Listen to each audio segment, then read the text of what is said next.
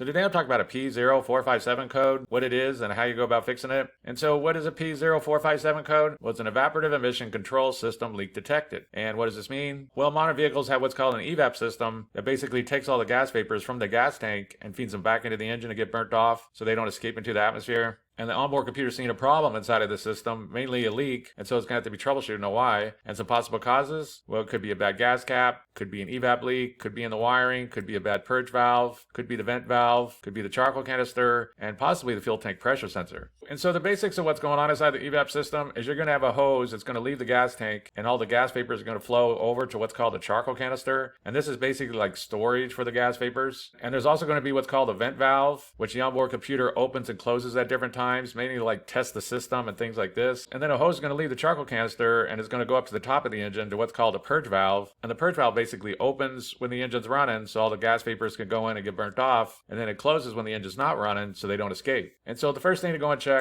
is going to be the gas cap, because the gas cap is a part of the evap system. It needs a seal in order for it to work properly. And so go check it out. Be sure it looks like it's okay. It's not damaged or cracked or anything like this, because the gas cap that's not sealing correctly is going to cause an evap leak and is going to cause an issue. And so if you check out the gas cap and that looks good and there's no issues there, then there very likely is a leak somewhere inside the system that's causing the issue.